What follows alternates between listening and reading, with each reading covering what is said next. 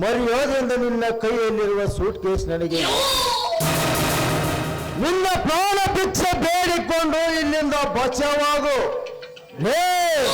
ನನಗೆ suit case ಕೊಟ್ಟು ಬಚಾವಾಗೆಂದು ಹೇಳುವ ಬಚ್ಚ. ಈ ಸೂಟ್ ಕೇಸ್ ನಿನಗೆ ಕೊಡಲು ಈ ಸೂಟ್ ಕೇಸ್ ನಿನ್ನ ನಿಮ್ಮಪ್ಪಲ್ಲ. ಇಡೀ ಊರಿಗೆ ಪುಡೋರಿ ಎನಿಸಿಕೊಂಡಿರುವ ಈ ಪುರುಷ ಸಿಯಕ್ಕೆ ಸ್ವತ್ತಿನಿಂದ ಮಾತನಾಡುವ ಆ ತಪ್ಪಿದ ಕೊಳ್ಳೆ ಸೇರಿನ ಹುಲಿಯ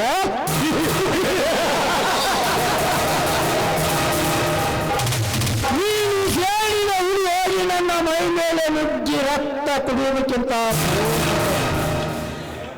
ಹಸಿಯ ಹುಲಿಯಾಗಿ ನಿನ್ನ ಶಿರ ಹರಿಯದೆ ಬಿಡಲಾರೆ. ಮೊದಲು ನಿನ್ನ ಪ್ರಾಣ ಉಳಿಸಿಕೊಂಡು ಇಲ್ಲಿಂದ ಹೊರಟು ಹೋಗು. ಇಲ್ಲದಿದ್ದರೆ ಈ ವರದನ ಪಿಸ್ತೂಲಿನ ಗುಂಡೇಟಿಗೆ ಆಗಬೇಕಾಗುತ್ತದೆ. ಗುಂಡೇಟಿಗೆ ಆಗುತ್ತದೆ.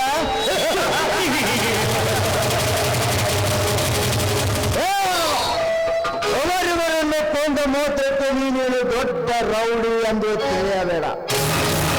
ನಿನ್ನಂತ ರೌಡಿ ಗುಂಡಾಗಳಿಗೆ ಹೇಗೆ ಮಣ್ಣು ಮುಕ್ಕಿಸಬೇಕೆನ್ನುವುದು ನನಗೆ ಚೆನ್ನಾಗಿ ಗೊತ್ತು.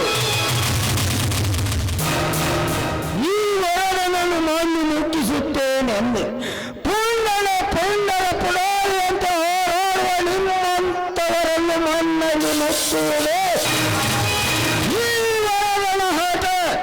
ಮುಗಿಯಿಲ್ಲ ವಯಸ್ಸು. ಬಿಟ್ಟು ಬಿಡು, ನನ್ನನ್ನೇನು ಮಾಡಬೇಡ.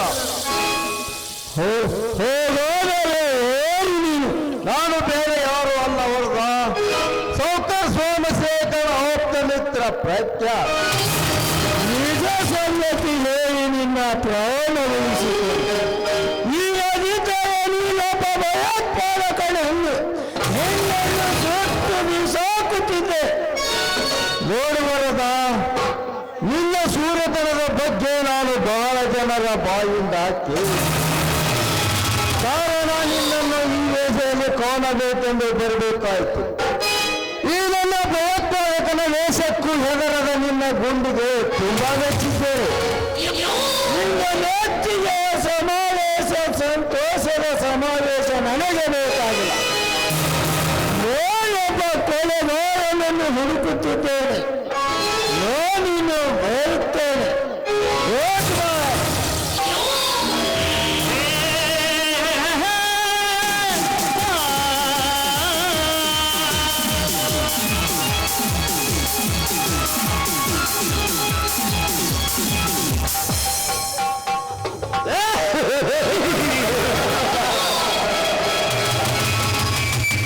ಸಾಹುಕಾರ ಸೋಮಶೇಖರ,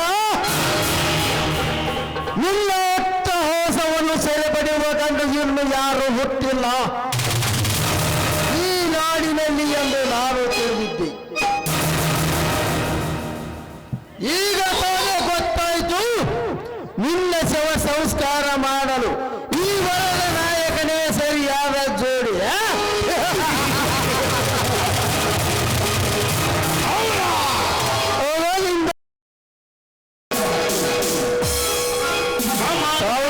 ಸೋಮಶೇಖರ ಹಣ ತೋಡಿದೆ, ಹಾರ ತಂದಿದೆ, ನಿನ್ನ ಆಯಸ್ಸು ಮುಗಿದಿದೆ.